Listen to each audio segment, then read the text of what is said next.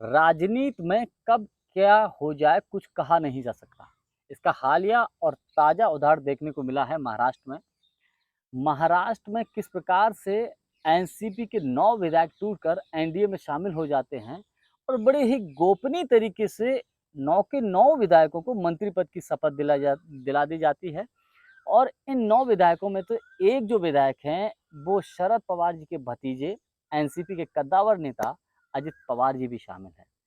इस पूरे प्रकरण की शरद पवार जी को, मीडिया को या किसी को कानो-कान खबर नहीं होती है और मंत्री पद की शपथ दिला दी जाती है।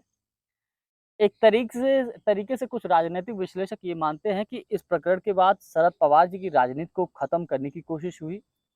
लेकिन दूसरी तरफ कुछ राजनीतिक विश्लेषक ये मानते हैं कि बगैर शरद पवार जी की सहमति के ये विधायक एनडीए में शामिल हो ही नहीं सकते थे। यानी कि शरद पवार की सहमत से ही वहां गए हैं।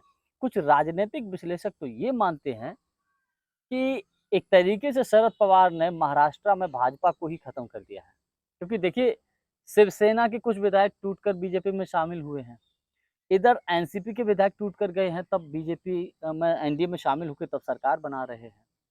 तो ये जो सारी चीजें हैं, एक तरीके से भाजपा के नेता तो वहां कम हैं, लेकिन विपक्षी दलों के नेता अधिक हैं। तो एक तरीके से कहा जाए कि शिवसेना और एनसीपी की भले ही भाजपा के विधायक शामिल हों, इनकी सरकार चल रही है, तो गलत नहीं होगा। दूसरी तरफ मैं आपको बताऊं कि ऐसा करके एक तरीके से प्रधानमंत्री मोदी जी या अमित शाह जी विपक्ष को एक झटका देना चाहते हैं। उसकी बड़ी वजह यह है कि विपक्ष में जो बड़े कद्दावर चेहरों में से हैं वो शरद पवार जी हैं, चाणक्य कहे जाते हैं। तो शरद पवार जी की पार्टी में ही फूट डाल दी। इससे होगा क्या कि शरद पवार जी थोड़ा-सा अपने महाराष्ट्र में ही उलझ जाएँगे और महाराष्ट्र में उलझ के वो देश की राजनीति पर फ़ोकस नहीं कर पाएँगे और खुद उनकी पार्टी में टूट पड़ गई है, तो ज़ाहिर-सी है वो अपने पार्टी के ही बचाने में, लड़ाई-झगड़े में ही व्यस्त रहेंगे। तो इससे क्या होगा कि विपक्ष को नुकसान होगा। ये एक सोची-समझी प्लानिंग के तहत हुआ है। मेरा व्यक्तिगत मानना ये है कि शरद पवार जी ने भी एक अनाउंसमेंट किया है, घोषणा की है कि भले ही जो विधायक टूट कर चले गए हों, इनको जाने दीजिए, मैं जनता के बीच में जाऊँगा, जनता के सामने न्याय माँगूँगा, जनता से अपील करूँगा कि वो मेरा साथ दें। देखिए, मेरा मानना ये है कि जब किसी कोई नेता अकेला रह जाता है, उसके साथी लोग जब उसके साथ बगावत करते हैं, उसको धोखा देते हैं, तो एक सहानुभूति की लहर होती है उसके प्रति। सहानुभूति, हमदर्दी लोगों में पैदा होती है, जिसका हालिया और सबसे बड़ा ताज़ा उदाहरण है कि राहुल गांधी का जब बंगला खाली कराया गया था, राहुल गांधी की संसद की सदस्यता निरस्त करा दी गई, इस बात को लेकर के अडानी के मुद्दे को उठाया। तो ऐसी कंडीशन में किस प्रकार से राहुल गांधी की लोकप्रियता धीरे-धीरे दिन ब दिन बढ़ती चली गई और आज राहुल गांधी विपक्ष के सबसे बड़े और कद्दावर नेता हैं।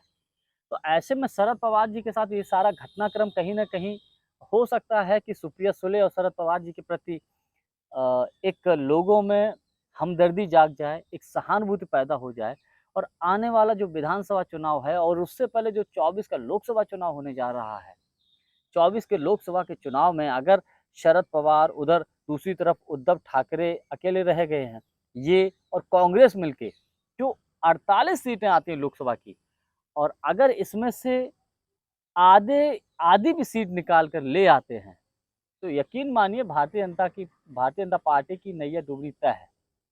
इसमें कोई दो राय नहीं है। लेकिन अब होगा क्या, ये आने वाला वक्त ही बताएगा। लेकिन आज के लिए बस इतना ही। वीडियो को लाइक, शेयर, चैनल को सब्सक्राइब कर दीजिएगा। बहुत बहुत धन्यवाद। नमस्कार।